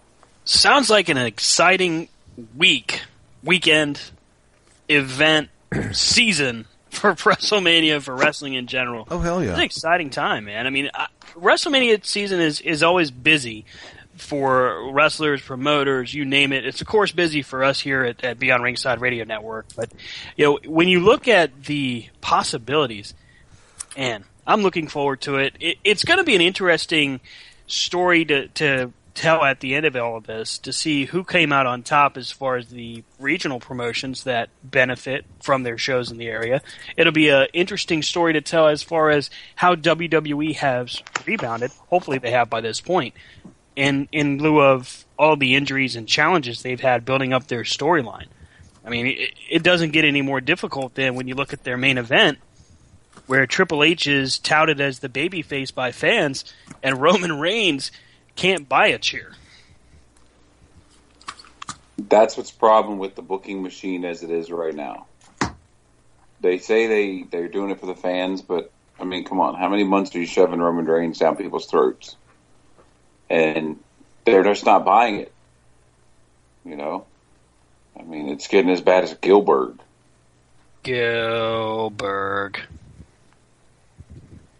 But wow. I think you see Roman Reigns take the title at WrestleMania, and I think you see what Triple H is doing. What Triple H does, he's trying to elevate that title and that match to WrestleMania's caliber. Because without Triple H with the belt at Mania, who would you have had face Reigns at WrestleMania? I mean, I still stand by the belief that having Roman Reigns at WrestleMania in a title match against Triple H is detrimental. I think the only thing you could have done would have been maybe a rematch with Brock Lesnar, which I wouldn't mind seeing as long as the title's not on the line. I think the best benefit for Roman Reigns would have been to be outside of the main event. It's kind of a shame, but to your guys' point, as you've said multiple weeks in a row, at this point, I don't know if there's really any saving for him. You know, I don't think Coco's available. Benefit. Coco, beware. Coco is available, so they could put Coco versus Roman, and then maybe put the Hall of Fame spot on the line or something. But I think Dean Ambrose and Triple H is a much better match for WrestleMania. But alas, what do I know? Alas and alack. Alas, that'd be Becky Lynch. The last kicker. Still a better match than Roman Reigns at WrestleMania. Amen. Agreed. See. Y'all need to stop picking on that boy. Who? He Roman Reigns. He can't help it. Can anybody tell me how Triple H cut the side of his head? I'm not certain if when he cut the side of his head, if it was from the trash can that Reigns threw, or when he, I guess, threw him into the table. I don't remember seeing him blade, so I don't know if it was a legit cut. But it was definitely Reigns is at his best when he's in that type of frame of mind, when he's going nuts, throwing people all over the place, and not talking. Really, it's what does him the most benefit.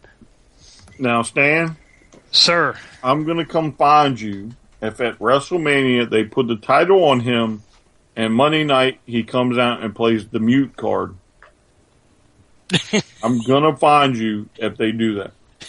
The mute card. He becomes a Paul Heyman guy. Oh. I think if he were to turn heel and go back to being Leaki and form like the Samoan dynasty kind of thing, that would be great. God, stop it. Stop giving them ideas. Well, it's not sense. It's not the first time they would have ripped us off, guys. That is true. That is true. However, don't give them ideas about Roman Reigns. Why can't I give them ideas, man? Just don't do it. Why? I know you got man crush. Don't do it. You know Dixie Carter's chomping at her bit. She's just waiting. She's chomping? I'm going to get Roman Reigns in a couple months. That would be terrible. A main event in any bingo hall near you.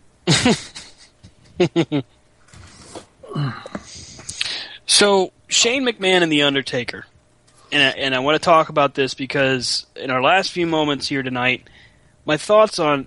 Don't count me down. We have 3 guys... Our show's going forever. ...that are supposed to be somehow involved with WrestleMania. Now, we don't know their involvement yet. Steve Austin and The Rock are both supposed to be at WrestleMania. And both have publicly stated that they have a role there. But neither one are commenting as to what that would be. Good.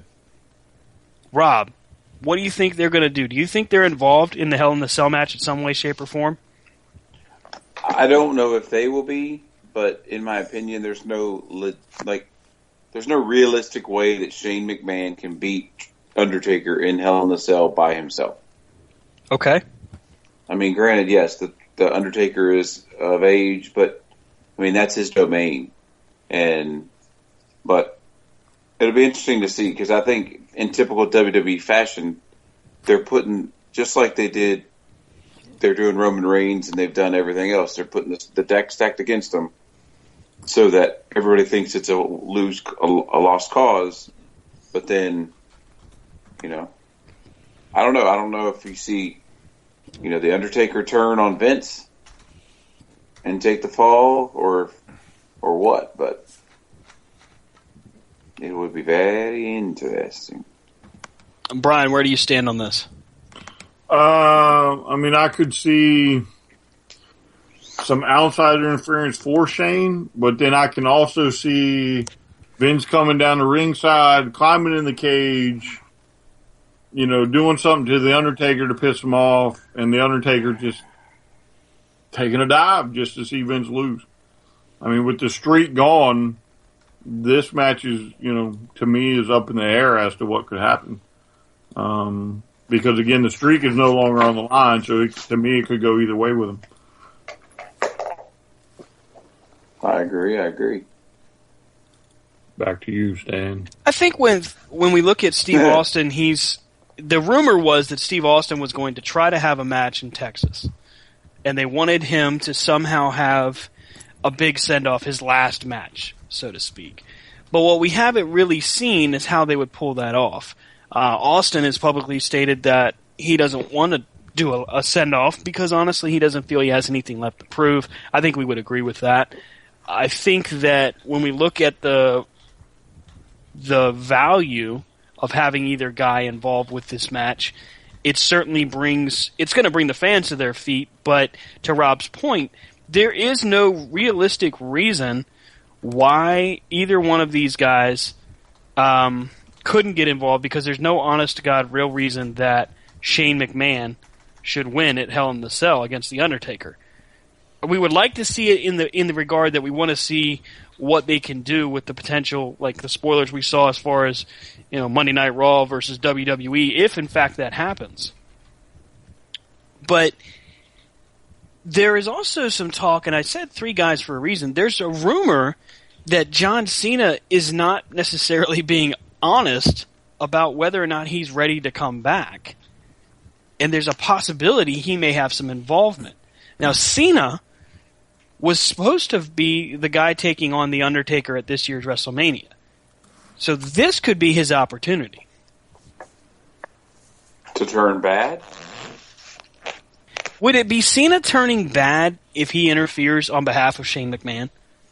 Not from a crowd perspective, but from a federation perspective, if you understand. Mm-hmm. Like the crowd will love it because, again, Shane will have won, but of course, on the other hand, Vince and the Authority would absolutely hate it.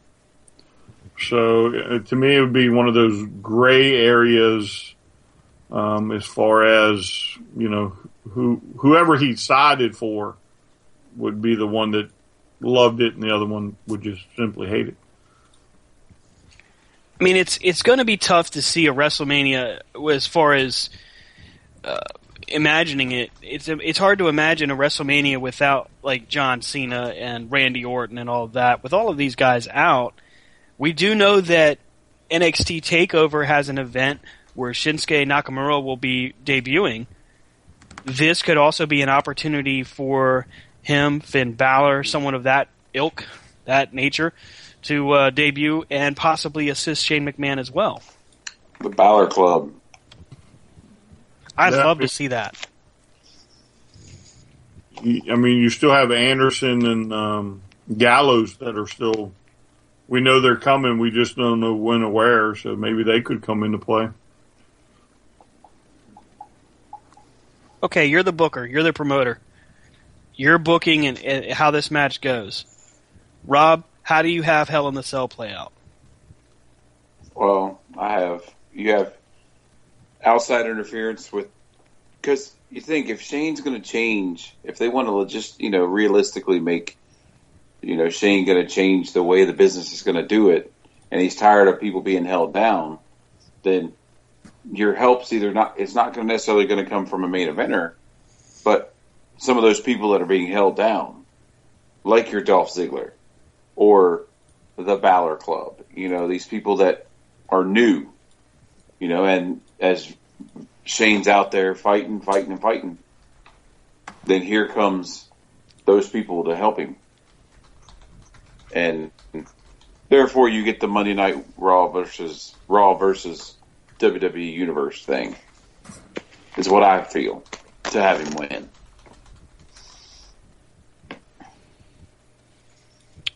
I got to agree with that. I think that if you have the Balor Club debut, you're going to see the crowd come completely unglued. And that's a benefit to them wholeheartedly.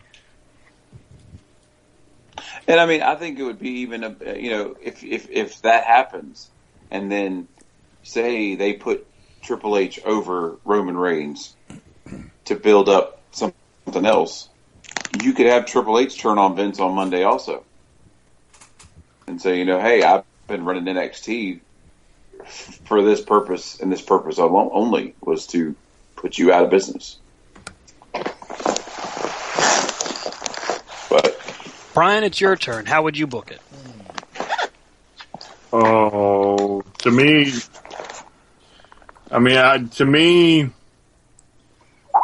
if I have things lined up the way that, that there's going to be a split come Monday night or whatever, I let Shane win. And I would, whatever outside interference it took to have him win. But again, I'm not quite sure what their plans are after that. So, Vince's ego may take over, and no, we're not going to go through with that. But I would probably introduce. I don't know if I'd use Austin or The Rock for it. I would probably use somebody that's going to be on the roster if I'm going to pull a outside interference. Because if they interfere and they disappear, you're not going to get any, you're not going to get your chance for revenge, especially with Austin. So, because even if he has one more match, that's not going to be enough payoff for an interference at WrestleMania.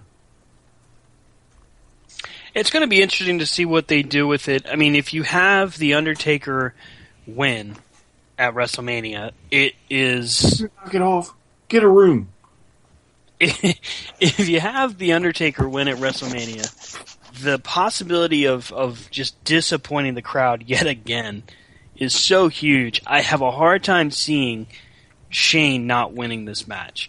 Eddie mentions in the chat here that it's probable that if you have Shane go over, that it negates Triple H going over Roman Reigns. That's true, which unfortunately would telegraph the next move, which means Reigns wins the title. The only thing I can see happening here is that Reigns would win the title, and yet Reigns would go to the Authority. Or to Triple H and Stephanie, whatever they call themselves in the post-WrestleMania time. Then that makes no sense. What's that? That makes no sense. I know, because they put him through hell, yes. But, stranger things have happened. We've seen Steve Austin turn when he had a 3-year feud with Vince McMahon. Well, yeah, but also based off of the Baltimore after. Mm-hmm. If, again, there is a split, if he is the WWE champion, to me, he has to go with the WWE, whether he wants to or not. He's their champ. And then that would give Shane the ability, if they decide to split or whatever, to have his own champ and not have to worry about Roman Reigns. Well, another thing I thought about was, with Vince's ego being what it was, this match being as, if he builds it important, what would be the chances that he puts this as the main event at WrestleMania? And Roman Reigns and Triple H are the match before. So then Triple H wins, sitting back in the locker room like, yeah. And then you have him on a monitor watching it as The Undertaker falls.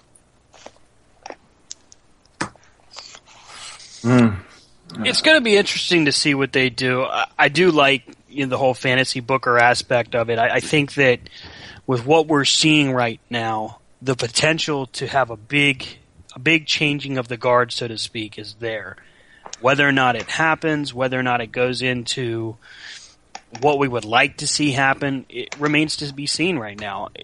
I want to see something different. I think we all do. I think we want to see... What we really want to see out of this is we want to see the basic role that we're seeing played, we want to see it change. And I'd like to see it change more to the point I want to see something different. And I think a lot of fans want to see that same difference. They want to see something else happen. I just think it's that it adds that little excitement in the wrestling world, especially WWE, the WWE universe, I should say. It adds a little excitement that's been missing of, oh my God, there is a chance that something might change, something might be different, and we'll see. It'll be built up, and then Undertaker will win, and then we'll be sitting here on Monday with Triple H standing in the middle of the ring going, ha ha ha, I told you. Logical progression. And by the way, for everybody listening on the live side, welcome in. The Midnight Black Mass with Reverend Dan Wilson and Andrew Alexander will be kicking off in just a couple of minutes. Yes, hint. No, not hint. Dyslexia, fun so much. If you have... In other words, Rob, shut up. No. If you have... It's about to be Eddie, shut up. If you have Triple H and Reigns as the precursor for Hell in a Cell, which is the logical progression. If Hunter goes over, and considering the fact that Vince and Steph have been on their own in the battle with Shane, and Hunter's really been nowhere to hugely be found, although Steph has been in Hunter's corner, she's the one who pushed him into the title match with the match with Ziggler last Monday night on Raw. Notice the look he shot her. He's like, what am I doing? You sure about this? Okay, fine, I'll do it. You book the match, I'll do it. And then, but he's been nowhere to be found during the Shane-Vince interaction. He's been nowhere to be found during the Stephanie-Vince interaction. So if he were to go over with the title against Reigns, I would almost be willing to bet the farm that Shane goes over Taker, and an uneasy alliance between Shane and Triple H gets started to combat the billion-dollar princess in her abuse of power and Vince McMahon. Hello, Family Feud. Ideas? Thoughts? You're a bad man. Not bad. I think there's definitely room to see that. I think when we're looking at what we're looking at right now is just a potential for so many different types of changes that we're basically chopping at the bit. I mean, this is what we want to see. This is how we want to see it done, that kind of thing. And I for one, am hopeful, and I know a lot of fans are as well. It's really going to be an interesting thing to see. We got a few more weeks to go, a couple more weeks to go, but the biggest event before that point, Superman versus Batman next week. Cricket. Screw you guys. Pretty much. Way to bring me down, guys. Way to bring me down. Yeah. For those who don't know, in the internet world, Stan has said he's doing 8 days of Superman, which means he's not changing his clothes for 8 days. Unless I thought it was his underoos. I thought it was just in case he found a phone booth. Wow. Mm-mm. Why can't it just be that I'm, showing my loyalty to my favorite superhero? Why can't it just be that? What it is randomly, when somebody makes a sound at his work, he jumps out of his cubicle and rips off his clothes and shows up his Halloween costume, runs down the hallway as security escorts him out of the building. For me, the fun part of the whole scenario is, for as much as I'm ready to see Superman v. Batman Dawn of Justice, I can't help but always flash back to a cartoon strip that I saw on the internet many moons ago, where it's Superman and Batman, and Superman goes, your arch rival is a clown. And Batman goes, so? Yours is a rock. Oh. Mm-mm. I saw something the other day. It had Batman versus Superman, the Battle of the Orphans. Battle of the Orphans? Yes. Okay, that's funny. Well, wait a minute. I still think Superman will somehow be the victor. And then where's Shazam in all this? He was at a foster home. come on, Stan. You know it's going to be that Batman and Superman. Then they're going to team up against who? Lex Luthor. And because Justice League is coming out, so come on, man, think ahead. Justice League officially starts shooting in 3 weeks. I think the big villain is going to be Apocalypse. You'll see him at the end. I think that'll be the big villain besides Doomsday. Apocalypse? You mean Darkseid? Oh, yeah, Darkseid. I'm sorry. It's okay. Goddamn X-Men. Yeah, because Apocalypse is Marvel. Yeah. Hey, speaking of Marvel, Season 2 of Daredevil is out. Shut up. Don't say it. It's really good. You little shit. Hey! I'm not going to give you any spoilers, man. It's a good... Oh, yeah? That's what you told Eddie, and I'm pretty sure you've been blowing that one out the water all night.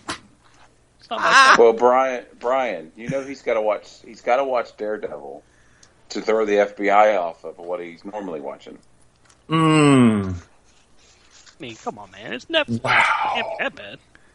On that note... Folks, before we head off and do our thing, Eddie, do the rundown of the calendar, sir. Let's take it home real quick, and I'm going to go ahead and break it down a little something like this as soon as I pull up the right damn window. Here we go. From this vantage point, live programming, actually tonight's programming will continue in just a couple of moments with the brand new edition of the Midnight Black Mass with Reverend Dan Wilson and Andrew Alexander. I tell you something, I really wish I could have been up in Rossville, Georgia last night for the finale of Empire Wrestling at their current venue.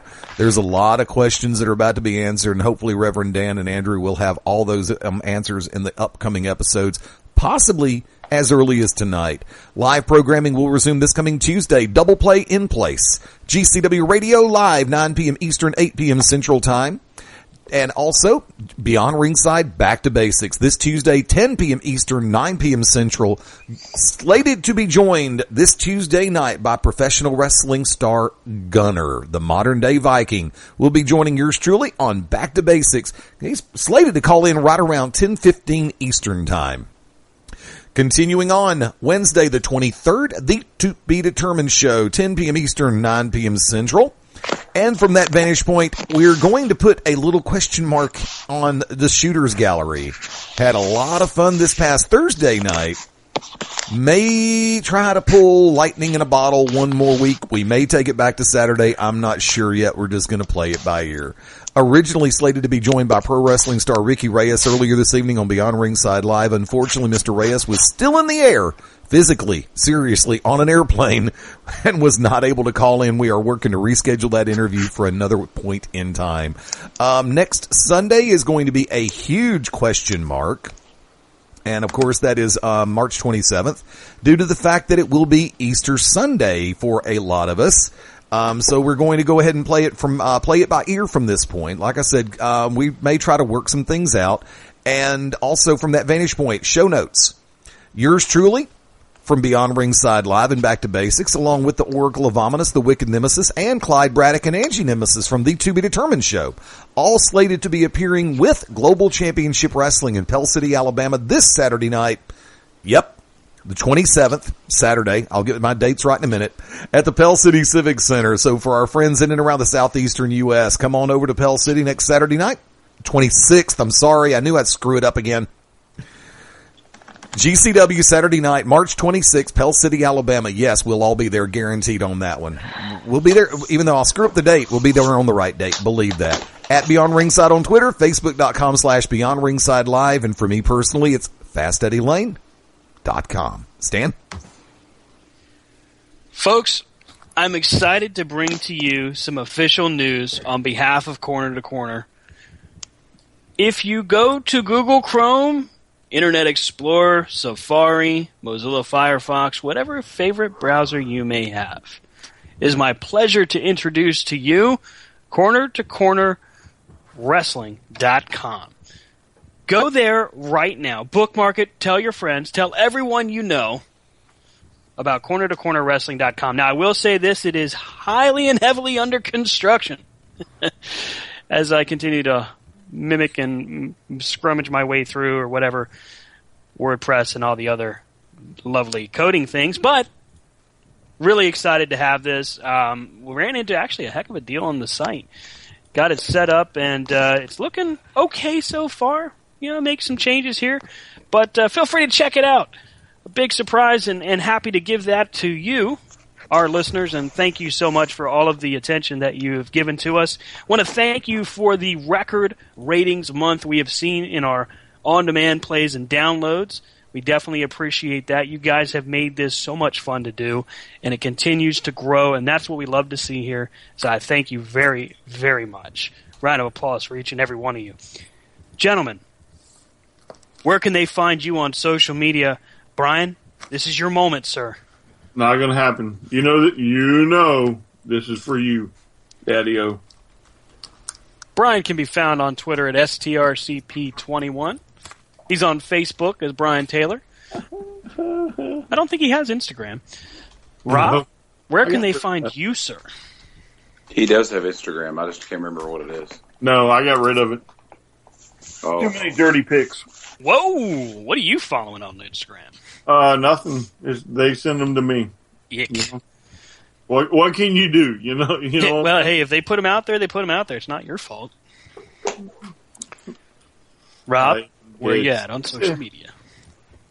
Where am I at social media? I'm at my house. Hi. Hey. No. At Rob Hefner. Chance Profit. On Twitter. At RDHUWP on the Instagram. And that's about it. And, of course, I can be found on Twitter at Stan from Krypton, on Facebook at Stan Grubb. Of course, you can find us, our new, brand spanking new website at cornertocornerwrestling.com. Is that T.O. or number 2? That is T.O. Thank you. How about that? For the record, let me just throw this out there, Stan. Throw it, sir. Okay. There will probably be an under construction sign for that website for about 2 years.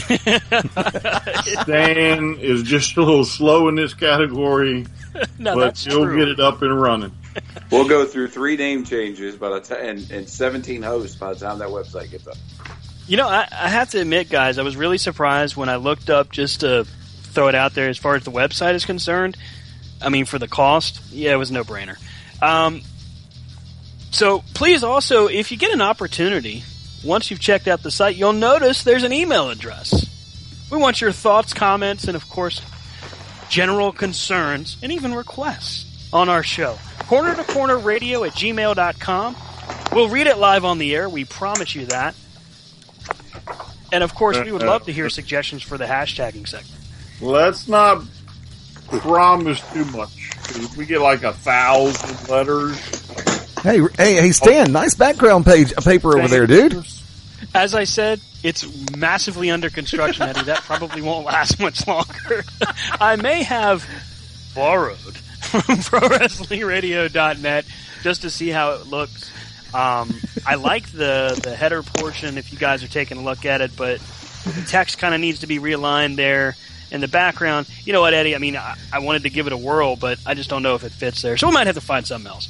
Well, thanks for getting us sued on our website. It's not even open yet. Way to go. Sorry, guys. Hey, I'm just going to use some copyrighted material on this website.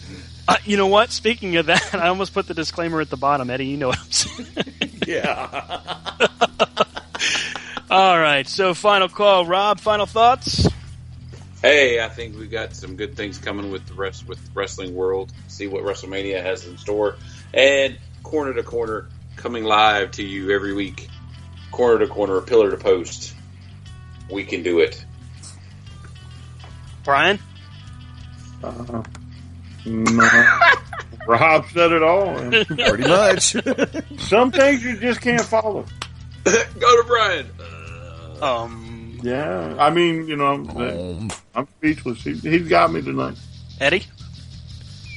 Folks, I hope everybody's been enjoying a great weekend. We're going to be kicking off into a brand new week around the Radio Ranch, and it's just going to keep getting better.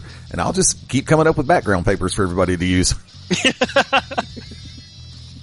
And I'm Stan Grubb saying, hey, protect your websites because I will steal the background. I will kill that right-click stuff right now.